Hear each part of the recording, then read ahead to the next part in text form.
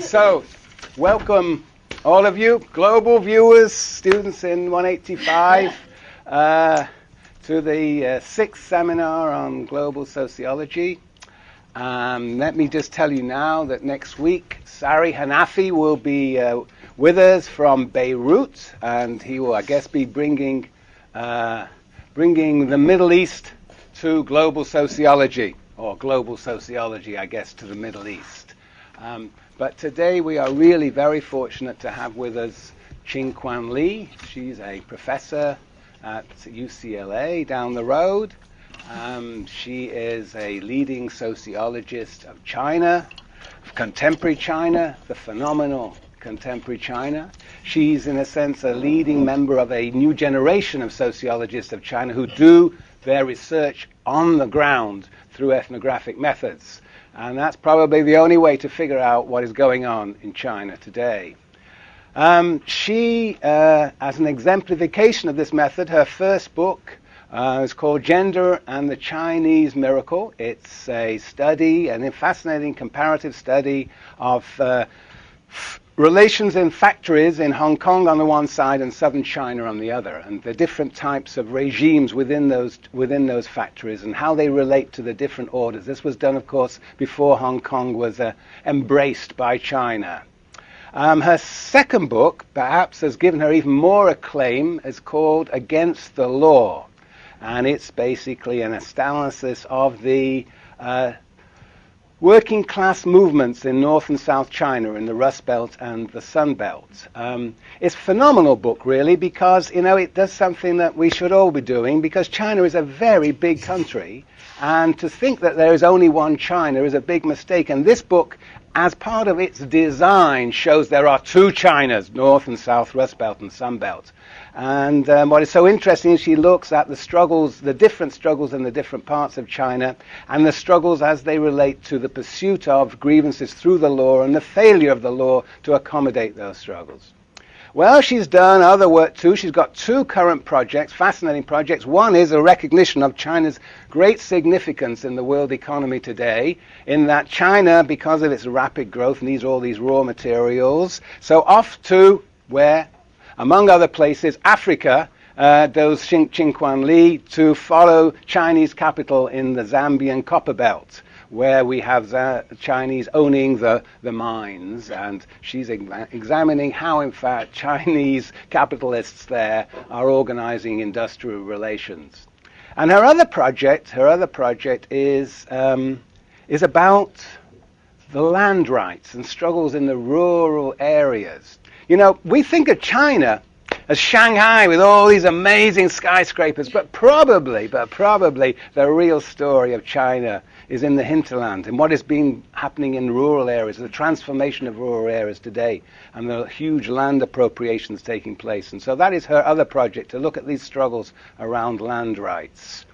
Well, that is a long introduction, but a very important introduction to Ching Kwan, who is going to talk to us about Chinese capitalism. And as you know, it's really a pity that the global viewers were not with us on Monday, because we had a great discussion on Monday as to how to characterize Chinese capitalism, and whether David Harvey's conceptualization as China as neoliberalism with Chinese characteristics, whether that could actually fit and make any sense of China or not. Well, we're going to listen to Ching Kwan and see whether, in fact, it does make any sense. So, without further ado, Ching Kwan, welcome.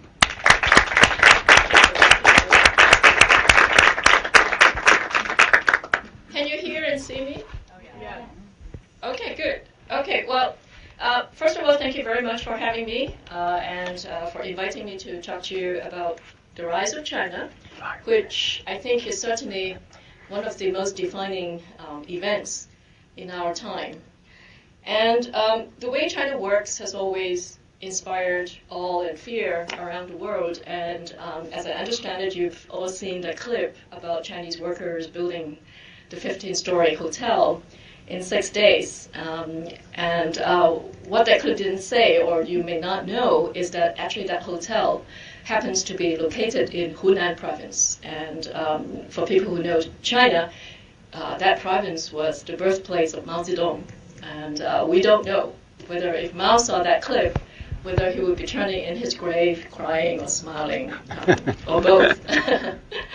But what we do know is that sociologists around the world are very eager to understand the secret of Chinese capitalism, because China seems to be so different, and the way they run the economy is very different, but it also seems that they have found a very efficient way to do capitalism. As we speak, actually 3,000 Chinese political elites are meeting this week in Beijing. And guess what they are doing? They are approving the 12 5-year plans proposed by the Communist Party. And, they've been doing it for 60 years. And you would wonder, 5-year plans and capitalism? You would wonder, how they make these things work together. We never thought that they would, you can plan capitalism. But that's exactly what they're doing. And if you're interested, we can talk about, what kinds of plans they have for the next 5 years. But for the next 15 minutes or so, what I'm going to do is to suggest to you some parameters for you that I hope will be useful for you to continue to observe China. My first suggestion is that we should be skeptical about any particular kinds of models when we think about China. In the social science literature, there are quite a few of these kind of models that have been suggested to apply to China. We have ideas like the developmental state, the neoliberal state, the Beijing consensus, or more recently, state capitalism. The problem with all these models is that they take snapshots of the Chinese economy or a particular time point in the 30-year period of reform and generalize it to the entire economy or the entire reform experience. So for instance, about 15 years ago, China scholars, the policy people, including those from the World Bank, were fascinated by one particular type of firms in China. They were called the township and village enterprises in rural China, which were the engine of growth in the 1980s. And because people thought that these were collectively owned rather than privately owned companies, some of them argue that China has found a way to accumulate without dispossession, accumulation without dispossession. However, with more data, with more hindsight, today we realize that actually these so-called TVEs, township and village enterprises, were mostly privately owned, and that labor exploitation in those firms was as appalling as those that you would find anywhere else in the world under capitalism. And of course, another example of trying to fit China into a model is David Harvey's neoliberalism argument. And basically, I think he comes down to the conclusion that it doesn't fit. The Chinese neoliberalism with Chinese characteristic is actually just another way of saying, hey, this may not be neoliberalism after all. But the argument, I'm not going into in depth about his discussion. I just want to say that to me, it seems like this kind of exercise is misguided. The exercise of, using a concept that has been based on other countries' experience and sort of unplug it and move it to another country.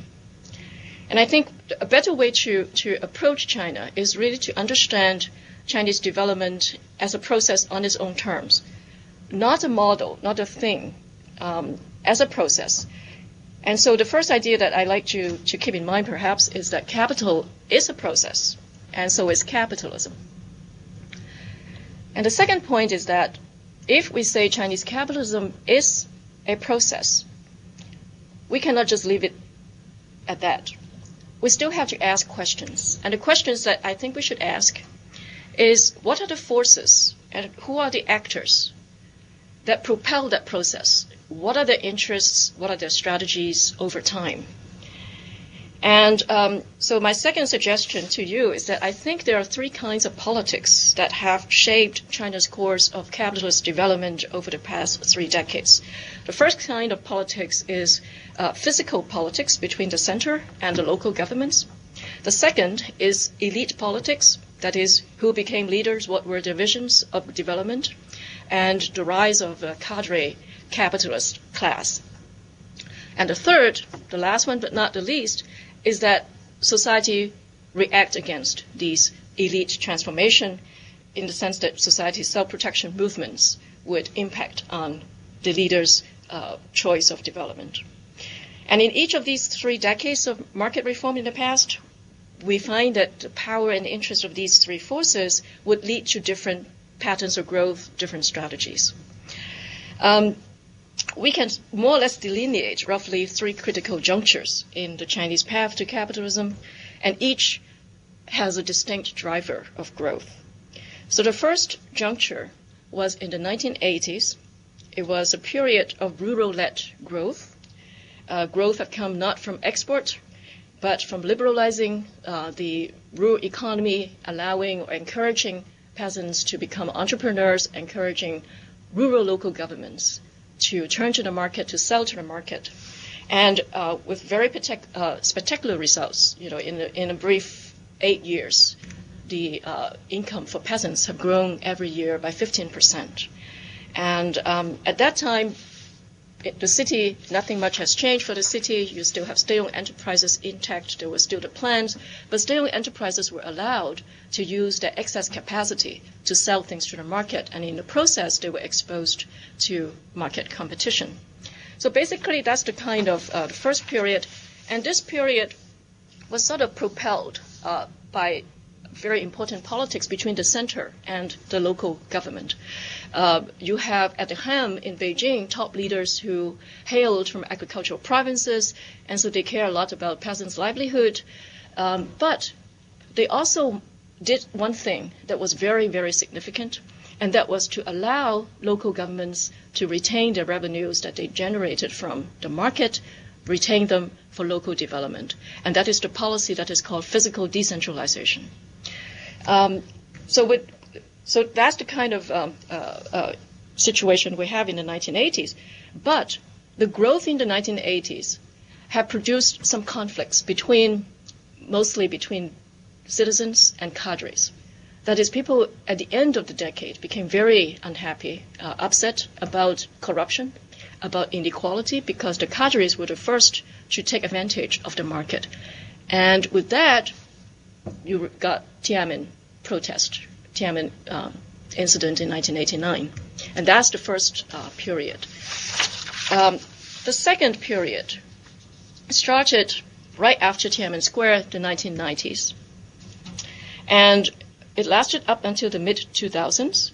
It was a period not of rural-led growth. It was a period instead of urban-led growth, where we find the leaders dependent on massive influx of foreign direct investment, a very heavy dependence on export, huge investment in urban infrastructure.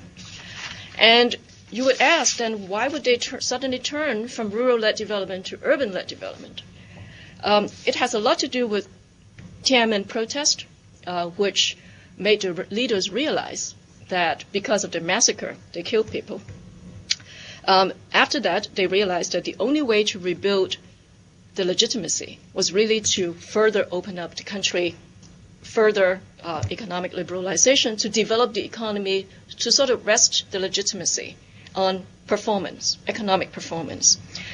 And after the Tiananmen incident, there was also, at the top, elite transition, where we find that a new cohort of elite who have made a career in urban state-owned enterprise system. They were technocrats trained in the urban area, came to power. And their vision of growth for China was that we have to internationalize the Chinese economy. We have to invite more foreign investment. And they gave them lots of privileges, particularly low taxation rate.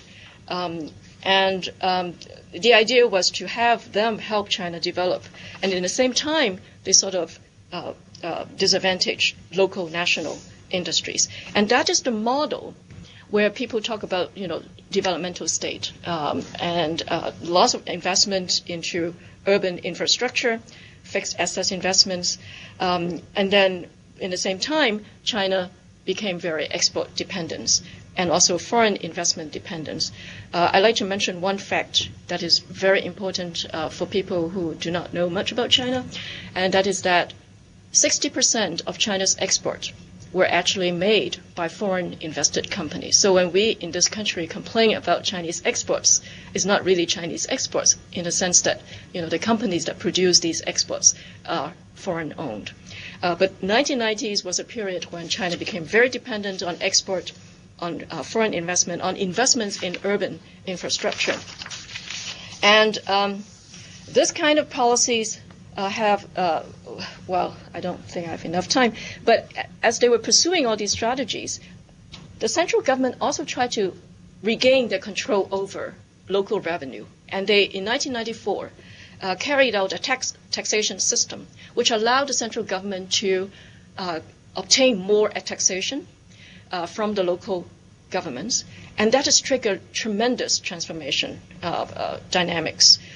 Because of this new tax system, local governments no longer wanted to develop local industries.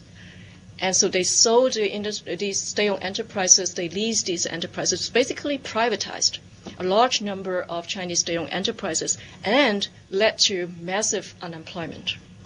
In the countryside, the local governments, because of the loss of revenue to the center, they turned to the peasants, increased taxation, increased the burden to the extent that there were huge numbers of protests. So the 1990s, we saw extremely fast growth in urban economy, export economy, but in the countryside, among the peasants and among workers, there were large numbers of protests. And when we come to the end of the second period, by early 2000s, there were so many protests in China, so much discontent in China, that the new leadership that came to power in the early 2000s shifted their priorities again. So much like in 1989, when you have popular protests, forced the regime or forced the leaders to reprioritize, to shift their priorities of development, between the 1990s and the 2000s, there was another shift again caused by popular uprisings, workers and peasants. And this time, the new leadership that came to power in 2003, they wanted to construct a harmonious society. And this is a direct response to the popular protest movements. And they wanted to emphasize justice and stability are as important as growth and efficiency. They wanted to rebalance the economy to be less dependent on export and more reliant on domestic consumption. And that is why in the past few years, they have been trying to raise minimum wage for workers in the cities by double digits, 10, 20%. In the 5-year plan that they were discussing in Beijing, they were talking about increasing minimum wage by 13% every year for the next 5 years. And the reason behind that is because the Chinese leadership has realized that it's very risky to depend on Americans to buy our goods. And so now the new strategy is to be more reliant on domestic consumption, and what you need to do is to raise people's income, including the workers. And that explains why last year, when we had a series of strikes at the Honda factory plants in China, the government came out in support of workers' demand for higher wages, and because they now have this different plans for the Chinese development. It is also at the same time, in the same period, this current period we're in, that state-owned enterprises are encouraged to go abroad, to go out, as the policy is called. Actually, we're seeing that Chinese capitalism turns global. We have reached a new stage where Chinese companies would go abroad in search of raw materials, profits, and market. And they are in Africa, Latin America, Central and Southeast Asia. Okay, so basically this is kind of a very rapid time-lapse kind of account of Chinese development, like those workers who you were seeing building the 15-story hotel. So I'd like to turn now to the one thing that I really want to talk about. I know I only have a few minutes, but I'd like to turn to what I think is the secret of Chinese capitalism. And it is a secret because it is the one thing that has stayed constant through 3 decades of reform changes. And that is the supply of cheap labor. This thing has not changed, despite all the ups and downs and changing strategies. Chinese labor is really cheap. And how cheap? Well, it is only 3% of the US for manufacturing average wage, and is only a quarter of that of Brazil and Mexico. The question really to understand why China has been so successful is to understand why it can keep its labor so cheap. And I would suggest to you that the most important reason is that most workers who work in export factories, in construction sites around the country, they are migrant workers. And the Chinese migration regime is what makes them so cheap and vulnerable. China has a household registration system or hukou system, and it defines every citizen as either a rural person or an urban person. Migrant workers, of course, they hail from the countryside and they have rural household status. And because of that status, they are treated as second-class citizens when they go to the city to work. They are given inferior pension entitlement, they are given inferior medical benefits, they are limited in terms of their employment opportunities until recently. There are categories of work that they cannot do. So this household registration system, or actually you can say is an unequal citizenship system, has been put in place since the late 1950s. It was a way for the Chinese Communist regime to control the population so that farmers would be locked in the countryside to produce enough surplus to fuel the heavy industrialization program in the city. It has sustained for 50 years, and until today we still have the same household registration system. A migrant worker does not have the legal right to become an urban resident, but she has something that urban residents don't have, and that is, as a migrant, as a rural person, she has the use right to a piece of land in her native village where she can farm for subsistence. So one thing to note is that Chinese workers are not your classical proletariat who were driven off the land without land and only labor power to sell. And this is the key to why Chinese labor is so cheap, because of the subsistence economy and because she cannot access education or health benefits in the city. What we call the cost of reproducing workers' labor power, the cost of education and medical care that allow workers to work, is not paid for by her employers in the city or urban governments. It was actually borne out or has been externalized to the rural subsistence economy. The result is employers are paying less than the normal wage rate for these migrant workers because of their rural status, because of China's unique, unequal citizenship system. So in short, I'm going to, what I'm suggesting here is that this is, if not the secret, one of the secrets of Chinese capitalism is not the developmental state, not the neoliberal state, but low-wage labor sustained by an unequal citizenship system or the household registration system.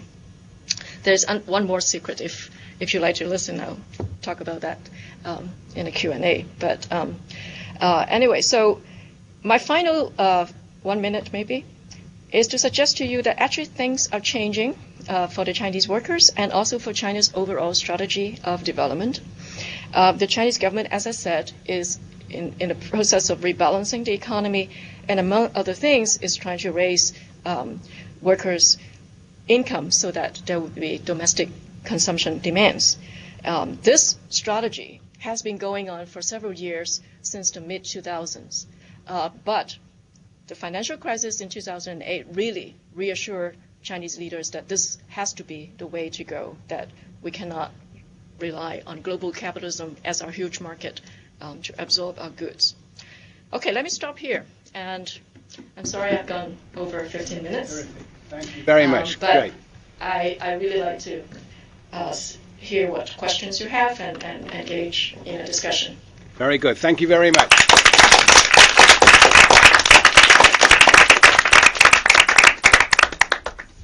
Well, thank you very much, Ching Kwan. That was fantastic. You ended up with a model too. Perhaps. Perhaps, right. But the model is changing. The model is changing. A changing model. Okay, very good. Okay, so who would like to begin the questions?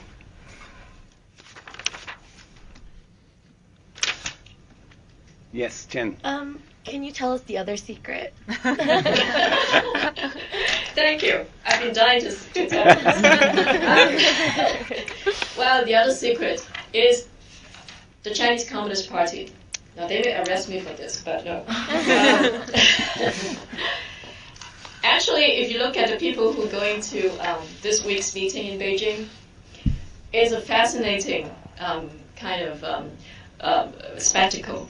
And if you look at the people who go there, you see how the party has changed. Now, it's not a party meeting, but the people who go, the 3,000 political elites who are going there, I bet all of them have party membership. They are a very wealthy group of people. I think Bloomberg News have come up with this piece of information that's been circulating a lot on the web, and people are picking up everywhere, saying that the 70 wealthiest delegates in Beijing this week, their combined wealth is 20 times larger than the combined wealth of the 70 wealthiest U.S. congressmen. Now that suggests to you that the party has been extremely adaptive. It's still called a Communist Party, but the nature of it, it has a revolution from within, almost. People who study the party, who study party membership, their strategies to absorb new members, who they target, and as a result, the party is no longer a party for peasants and workers who want to rebel against capitalism. It has been transformed totally, that they have been very, very effective in co-opting the new elites, including university graduates. My students in China, they're all scrambling over one another to get into the party, because that's one of the prerequisites that you have to find good jobs, whether in the private or in the public sector. And so the party is changing. It has become much, much more professionalized, educated, cosmopolitan, and capitalist in a way, because the wealthiest of people, they wanted to become party members, and they have become party members. Okay, very good. Who would like to ask questions? We had so many on Monday. Yes, Sandra. Hi. Hello. You can actually introduce, you can say you're Sandra. How about that? Hi, I'm Sandra. I lived in Shanghai in the Luwan district for 2 years. And while I was living in Shanghai, I met a lot of Uyghur workers, people that came from Urumqi and the Xinjiang province. And since you're talking about cheap labor, could you tell us a little bit about the ethnic struggles in China and how the ethnicity can affect the wage that the workers receive? For example, I know that Uyghurs in Shanghai, they can get paid less than even Han Chinese workers that come from other provinces. Or maybe I got it wrong. So could you tell us a little more about it, please? I'm not aware that once they get to the city that they are paid less than local migrant workers or Han migrant workers systematically. There may be, here and there cases like that, but I'm not aware of any systematic practice that would lower their wages more than ordinary migrant workers because of their ethnicity.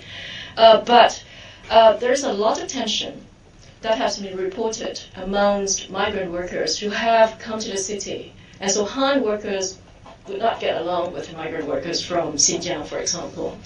And actually, you remember 2008 when Xinjiang had this very ferocious kind of uprising and protests. It was triggered by the mistreatment or discrimination, some conflicts between Han migrant workers and Xinjiang migrant workers in Shenzhen, in faraway Shenzhen.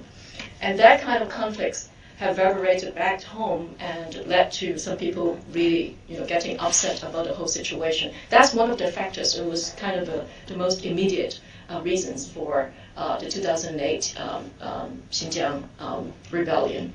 But I'm not aware of any systematic discrimination because of ethnicity. Many of these migrant workers from the autonomous regions of different ethnicities, they have been sent to the cities. They're not like migrating to the city on their own. They've been sent by the governments as some kind of poverty alleviation projects. So they always group together, and they're always kind of labeled as victims of poverty, and we're helping you. So from the very beginning, the way they become migrant workers already kind of cast them in an even maybe a third-class citizenship status almost. So it's not a good way, but it's the way they manage to find jobs, and they're sent by local governments to these faraway provinces for work. And I don't know. Maybe the local governments would take away some of their salaries as contribution to the local government and local economy. Okay, thank you. So you may be suggesting that actually you're absolutely correct. When I said there is a dual or unequal citizenship system, it may not be just 2-tier. It could be 3-tier if we consider how the rural-urban dualism is complicated by this Han and non-Han kind of division. It could be even more multidimensional than I suggested. Very good question. Ali. So, Dr. Lee, you began today by talking about how it can be problematic to take models based upon the experience of one place and kind of apply it to another place. But I think as sociologists, sometimes we're inclined to think about these situations in terms of how they apply in other cases. Yes. And of course, your description of the secret of Chinese capitalism, I think for many of us makes us think about the situation here in California, of course, right? And that perhaps cheap labor is also the secret of California capitalism in many ways. So, and clearly there's lots of similarities between the cheap labor that is provided by Mexicans and Central and South American migrants here in California. But I think sometimes we apply models not just so that they fit perfectly and illuminate similarities, but also to possibly generate what the differences are in different contexts. So maybe if you could just talk a little bit about your own thoughts in terms of comparing this cheap labor migration system in China and the case here in California. In California, when you say comparison, it was the first case that the first kind of country case that I could compare China to would be South Africa before the apartheid regime, which Michael and amongst other people have studied, that they actually were kept in reserves. They actually have permits or internal passports for them to shuttle between the city and the rural hinterlands, and that is people actually China scholars actually have written something about that and sort of making the analogy between the South African situation and the Chinese situation. If you want me to talk about California migrant labor, I think there the difference is of course that you have the migrant workers here from Mexico. They are of another country that they may have the resource or assistance of the Mexican government if the government wanted to intervene. The thing with Chinese migrant workers is that they are internal migrants. They are actually Chinese nationals. There is no another state authority besides the Chinese authority who could leverage any diplomatic relations or any kind of resources to help them to speak on their behalf. And so I think that the distinction of the Chinese situation is that within one country, you just blatantly have this draconian and discriminatory system that you divide your population into two halves, and whoever was born in the countryside would by birth be kind of destined to an inferior life trajectory, and that's the major difference there. And where could these migrants appeal to? The Chinese migrants appeal to because they're subjected to their own national government. But I think I should give you a little bit of update on this system. I have seen some recent reports about these migrants in the cities and asked them, do you want to become an urban resident? And very interestingly, especially among the young migrant workers, the second generation migrant workers, they don't want to become urban residents. The reason is very simple. Because of land. Now land has become such an expensive commodity, and land grabs, that has been raging through many parts of China, was very serious. But people see that their land will become very, very expensive. If your village happens to be next to big cities, you could actually accumulate quite a bit of wealth by hanging onto your piece of land and not giving it up. Because if you become an urban citizen, you would lose your entitlement, the use right to the land.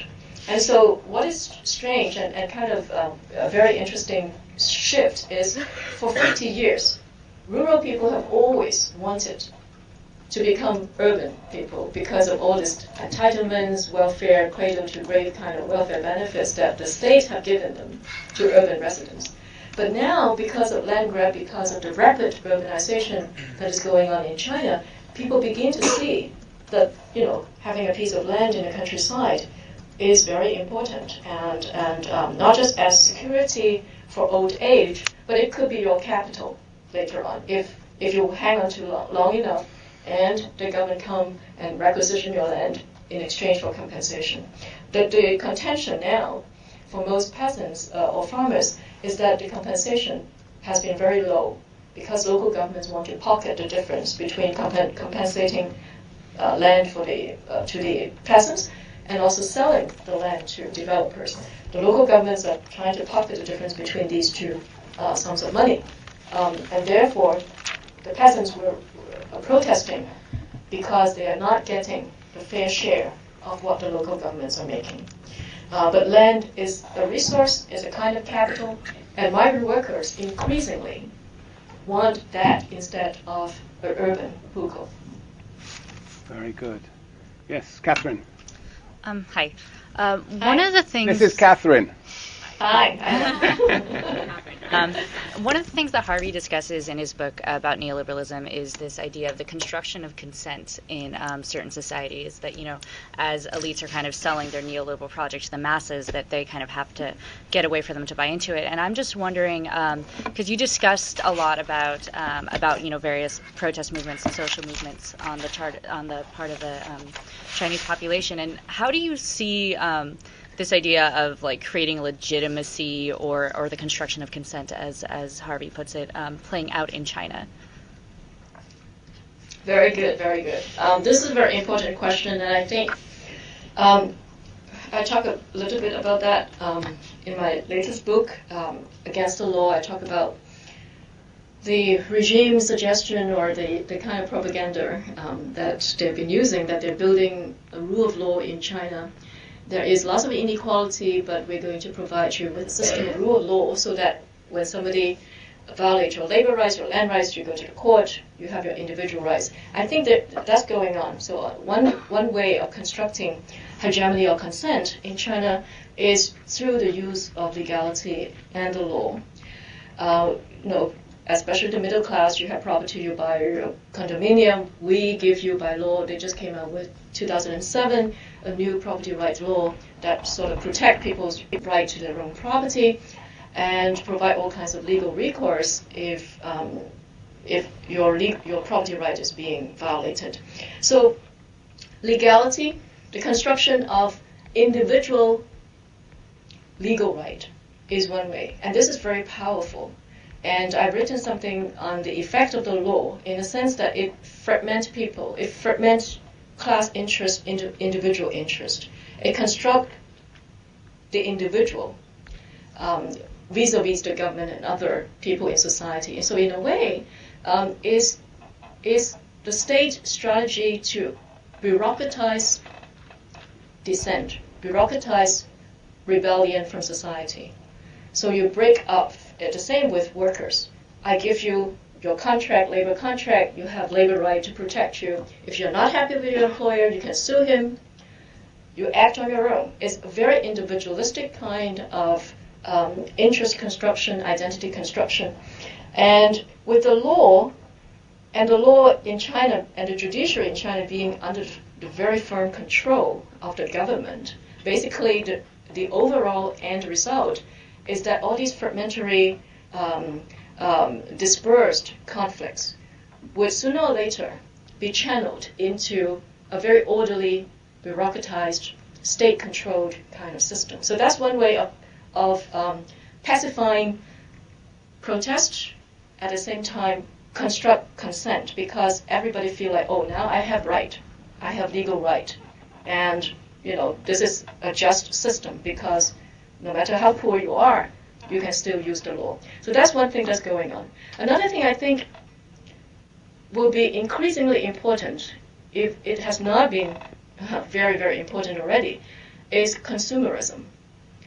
Especially now that the government openly wants to re-emphasize domestic consumption power. I mean, if you go to any big cities in China, you'll be just blown away by consumerism, not in the regular sense that we're used to, or in this country. I mean, we're known to be a society, a country that is so geared towards consumption. But you go to China, the speed of that consumption, the speed of capital, the speed of buying and selling, and everybody is in the marketplace, almost around the clock. There's no weekend. Whenever I go to China, I just don't stop, because all my colleagues and students, they don't stop. Nobody has a weekend. The vice president of the university will be receiving guests on Sunday and Saturday. The speed of work, the speed of exchange, the speed of transactions of everything, and also this idea of consumerism is going around and including workers. They're part of this culture of high-speed consumerism. The New York Times last year, during the height of the Honda strike, they have a very interesting clip on the web. They interviewed workers who participated in the Honda strike and asked them, basically asked them why you went on strike. And the worker who actually led the strike, he was explaining why he and his co-workers participated in the strike, and all he talked about, he didn't talk about union, he didn't talk about the government, all he talked about was, I wanted to pay for my cell phone, I wanted to go to the restaurant, I wanted to have a girlfriend, but with my salary, I can't support any of these. It's all about individual consumption. And so I think consumerism, and if even workers and farmers are beginning to be able to participate in this kind of consumerist culture, that in itself is a very powerful kind of, not ideology, it's a powerful way of life that will really absorb everybody, into agreeing with what the government is doing, into agreeing with the kind of system, society that we're seeing growing in China. So I would say law and consumerism. And of course, the third one is nationalism, which I didn't have time to go into. But you turn on television, in China, you listen to leaders, domestic or international policy papers, you would hear a lot. The term Chinese characteristic is used a lot to convey to the world, but also to its own people, that China is different, Chinese are different, and we, the government, wants to protect, us, the Chinese. And so there's a lot of nationalism going on. Your classmate's question about Tibet, again, anytime that there is anything about Tibet, Taiwan, and Xinjiang, then you'll see lots of nationalism, and particularly against the U.S. and against Japan. So I would say law, consumerism, and nationalism are the three major strategies for constructing consent right now. Very good. Kevin. Hi, my name's Kevin. Hi. Can you talk a little bit about protests in China and this idea of the harmonious society that you brought up during your lecture? Okay, protest in China. Do you have a more specific kind of focus? Or you just want, what do you want to know about protest? Well, I guess I was more interested in this idea of this ideology of harmonious society that you brought up. You were talking about the early 2000s era. Yeah, yes. And if you could expand on that and how that quelled protests, and if it has worked for contemporary protests maybe in China. Okay. And Very good. and who produced that harmonious society idea, Ching Kwan? Wasn't it a bunch of sociologists? No. Oh, is that what you heard? That's what I heard. Oh, okay. Well, you may be right. Because cast people. Yeah. Actually, most people said that whoever proposed it to the leaders, those people have looked into Confucius classics. So it went all the way back to ancient China, to Confucius, whose philosophy has a lot to do with harmony, order, respect for order and for authority. But anyway, harmonious society is kind of the slogan put forth by Mr. Hu, our president, our Chinese president, and also the General Party Secretary, and Mr. Wen Jiabao, who is the premier. They sort of suggest that, well, is the shorthand way of saying that we hear you. We hear you protesting. We hear people suffering. We hear that you have lots of discontent. And we want to construct a society where your voice will be heard, where your interest will be protected. We don't want all these, noises, this kind of discontents, and we want you to live in harmony. So it's not a strategy it's not an actual practice. It's a slogan. It's an idea.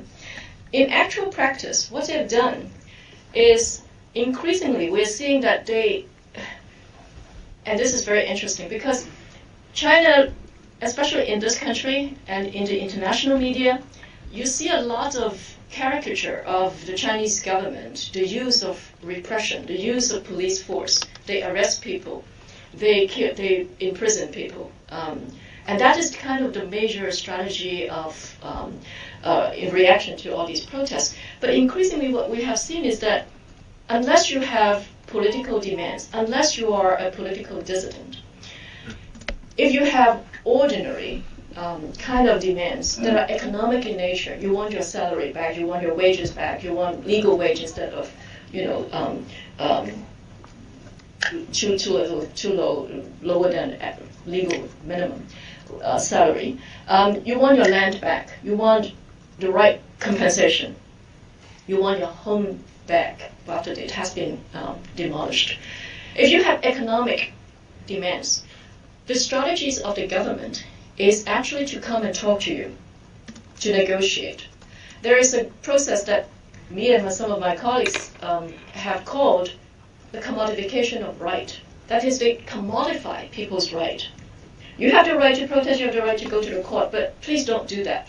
I give you money. I keep you quiet. Don't go.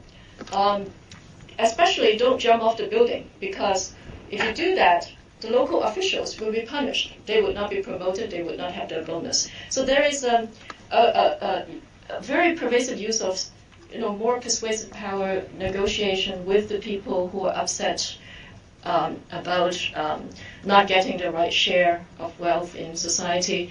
And so protests are going on and increasing in numbers because citizens realize that now, because the regime cares so much about stability and the appearance of stability, that they can actually leverage this kind of anxiety among the regime, the elite, and they organize street protests, they try to stage collective mobilization publicly so that the local government will be compelled to negotiate and sit down with them. And we have observed so many incidents of this kind. And paying out, this is something that is interesting to tell you. In the meeting in Beijing this week, there's one piece of information also that has been reported widely, and that is, for the first time in 60 years, the amount of money that the Chinese government is spending on internal security, that is, in response to these domestic protests, surpasses the amount of money they spend on the external defense, national defense. Now you wonder, how much do you pay your police? How much do you pay to, sustain your jails, to fund your jails, to warrant that amount of money that would be bigger than your national defense? It's not into jail or police that they pay this money. The large amount of money is paid to people. When they protest, they pay to pacify them. And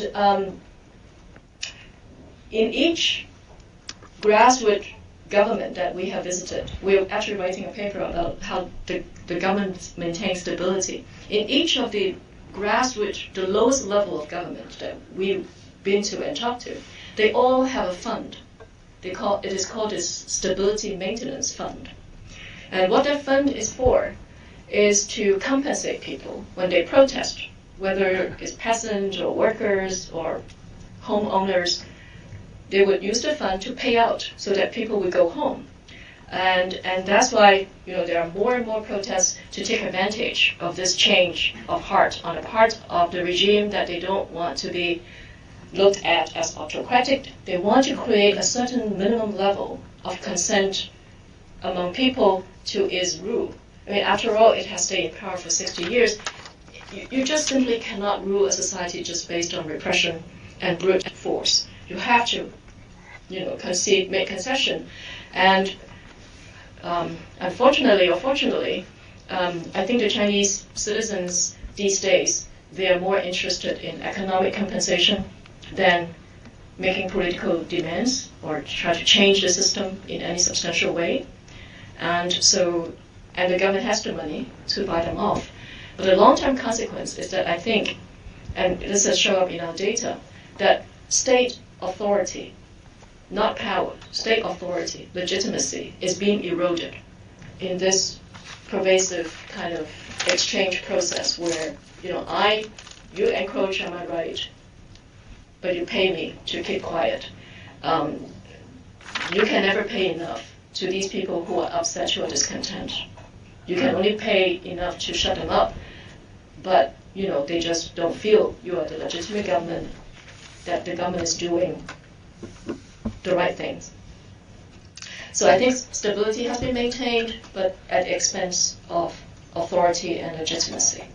Okay, the questions are coming thick and fast.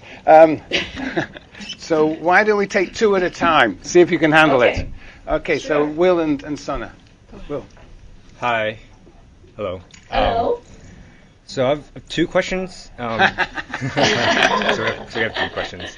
But the first one is kind of implicit in the whole entire discussion already, but you talked about how the whole entire system is founded upon this migrant labor, right? And so I'm seeing a situation where it seems really volatile, and especially with state development projects that might be pushing these laborers off their land, so there's less incentive for them to remain as rural laborers, and as well as you said, technocratic government encourage less rural labor representation. And so I was wondering how that might complicate or stifle Chinese growth in the future. And second, the issue of nationalism, and since you brought it up, and I wasn't sure how to bring it up, but you brought it up. How, in what sense has the peasants been participating in it? Because from what I understand, and as a Chinese citizen, it's mostly like a middle class phenomena right now. And in terms of how the media might be portraying it is, and what I have been witnessing is that this idea of the Chinese identity or whatever has been mostly participated by people who might not be in mostly rural, but they're actually just middle class or educated people. So I was wondering how that. Okay, Sana. You want to ask something, Ching Kwan, about the question? No, I want you. Can you clarify what is the nationalism question? Well, okay. So to speak specifically, I guess, like the Tibet incident, this whole idea of all the Chinese people who kind of start erupting during that time, where there's a lot of Western protests against China's treatment of Tibet. They were saying there were all these rhetoric about America's, or all these Western media were trying to being imperialists, and they're trying to block Chinese from their rise to power or something. But I was wondering. I mean, it seems to me. What are you asking? The class basis of nationalism? Yeah. What is the class basis of nationalism? Okay. Sana, do you want Well, to ask your question? Hold on, let me just, we'll have three, I'm afraid, yeah. Sana, why don't you ask your question too? So you've talked a lot about the internal mechanisms, explaining how these mechanisms have contributed to rapid growth and development in China. But Harvey has talked a lot about the external actors and how external forces have shaped and contributed to the success of China. So I wanted to hear more about your opinion of foreign actors and the role of FDI as well in shaping the growth in China. Great. Okay, let me take up the second question about the external forces and FDI. The World Bank has been sending, and IMF too, have been sending people over to China to offer advice. But the Chinese government has been very conscious and aware of they never believed, they never believed that, you can just let the market operate on its own and everything will be all right. So they have received some of the studies that we have seen show that actually before any policy initiative, the Chinese government would consult with people from around the world. And the World Bank, the U.S. kind of Washington consensus model, is one amongst many that they consider. The fact that China is kind of on its own when it comes to financing growth. It didn't borrow much from the World Bank. There are projects that World Bank offered to China, but you're not seeing the kind of debt situation in China akin anywhere near that situation in Latin America or Africa, where people had no choice but to accept the kind of Washington consensus. So external actors bringing the kind of neoliberal agenda to China, they tried, but the Chinese were not listening, or they were not forced to accept. And in terms of foreign models, now I say shouldn't think in terms of models, but political elites think in terms of models. In terms of models, I think what they look to mostly, kind of strangely, Germany has been used a lot in sort of reforming the labor system, the union, labor law. Sometimes they look at Japan, Singapore, Southeast Asia, East Asia experience. So the U.S. and U.K. is one amongst many, many models whenever they think about reforming the medical system, reforming the land system, so on and so forth. And because China is not a debtor country, so it doesn't have to really, kowtow to any of these particular external actors. The role of FDI, as I said, is changing. It was very important in the 1990s. At that time, they were paying for more than a decade. Corporate tax rate was so much lower for foreign companies than domestic companies. A full 15% less. They pay that much less corporate tax. Now, recently, in 2 years ago, and it's going to take effect this year, all companies, regardless of your ownership type, whether you're foreign or domestic, they're going to pay the same uniform rate of 25%. It used to be that foreign companies pay 18%, whereas domestic companies were paying 33%. So China is very unique in a sense that, unlike Korea and Japan, these countries protected their industries in the takeoff stage. So that's why we have Honda, Hyundai, all these companies, because they were protected when they were infant industries. Developmental state protected them. In China has never tried to protect their own domestic industries. They, quite the contrary, they encouraged foreign investments. And that's why everybody now has a shop in China, because one of the reasons was because of this policy of favoring foreign investment. But now, in this decade, they are trying to level the playing field, and so that they want to see the domestic industries develop more. And so it's to look at foreign direct investment and the different roles that they have played. They're still playing a very important role of bringing technology. And the Chinese are recently subjected to very, very severe criticism from the international business community because of the ways they force foreign companies to transfer technology.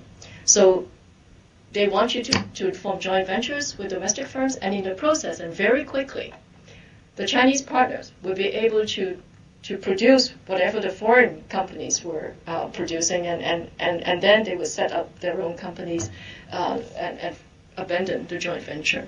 Ching Kwan, we're running out of time. Well, but there's this question that Will asked. They're right. The class basis of nationalism and what's really happening in the landed areas with all these land grabs. Does that affect the migrant labor system? Are people losing their land? Yes. Yes, the land system is going to have a big effect on the kind of labor and also the quantity of labor supply to China. And because if you grab people's land, that means these migrant workers would not have a subsistence economy to fall back on. So they would become proletariat, like everywhere else. That's one possibility, and we don't know whether that is going to force up, to push up the kind of wage level, because nobody's going to subsidize the reproduction of labor power, and employers have to pay them more. That's one really big concern, and nobody knows where it will go. The class basis of nationalism, in terms of really acting on nationalism, I think you can say is really the middle class, especially urban middle class. But because of the way, the way that the Chinese government have used nationalism to legitimize itself, nationalistic messages are really propagated all the time, always on television, and as a kind of disposition, I think it is there with everybody. Farmers and high, elite intellectuals in Beijing that I know of, I mean, they are not aware of their own nationalism, but you talk to them and you realize it's there. And so it's kind of scary. Yeah. Okay, why don't we try and do we have... Oh, wow, there's more and more questions. All right. All right, we warmed up. Yes, well, why don't we just ask them very briefly, and then and I'll give you 2 minutes to answer all of them, and you can pick and choose. So why don't we start with Jonathan? So I'll really try and be brief, because it would be terrible if people wandered out of this class when the film is on. Right, yes. All right. So you said that the secret to Chinese capitalism was... I can't hear you. Can you hear me now? Speak into the mic, Jonathan. Hello? Can you hear? Very, very weak. Speak into the mic. You said the secret to Chinese capitalism was cheap labor. And with them raising the minimum wage, you see like big companies like Walmart, for example, like moving their labor force to countries like Bangladesh where labor is cheaper. So would you necessarily have a rise in domestic consumerism if the jobs are no longer there? Okay, next. Yana, do you want to ask? Yes, my question is kind of similar to this one because you were talking a lot about economic rights, and my question is what will actually happen and if it will happen, the demand for civil and democratic rights, and how that demand, if it happens, will affect the future of Chinese economy, which is actually based on cheap migrant labor. What will happen with the, increase of working standards, the increase of minimum wage, the social benefits, how would that affect this remarkable Chinese growth? Okay, does anybody else want to ask it? Laura, you got 20 seconds. 20 seconds it is. Hi. I was just wondering, looking at it internationally, what is your comment or what do you think of China and its role, its fairly recent role as an international loan lender, that it has even sometimes replaced some of the World Bank's loans to other different countries?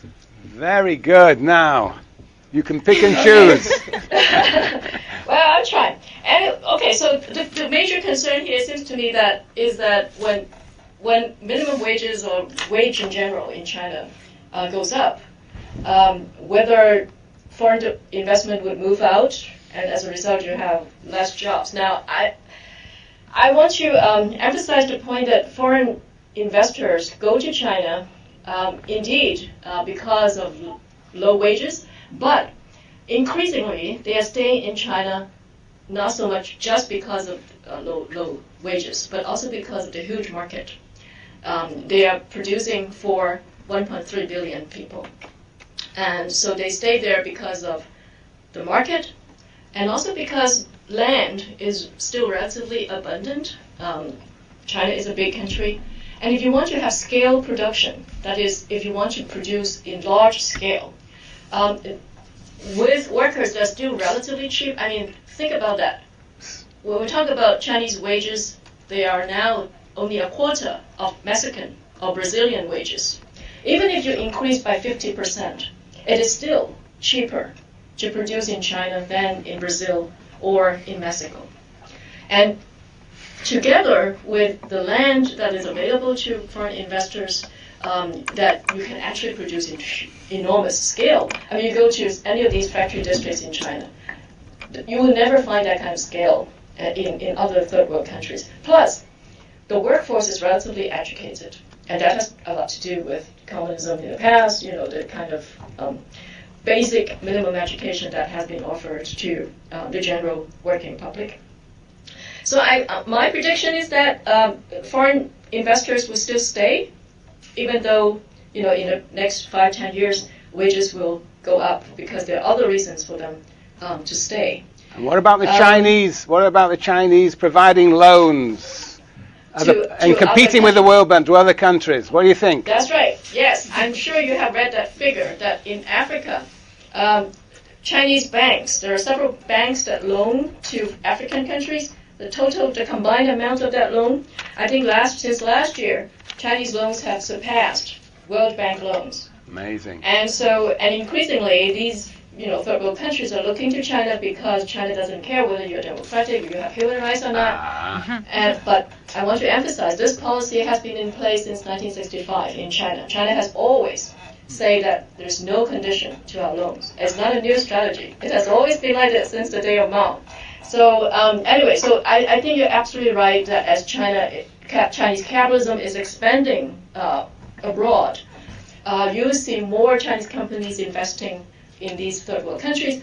Also, the leverage that the Chinese state has over these economies will increase as well, because they really have the purse string to help develop Africa and Latin America.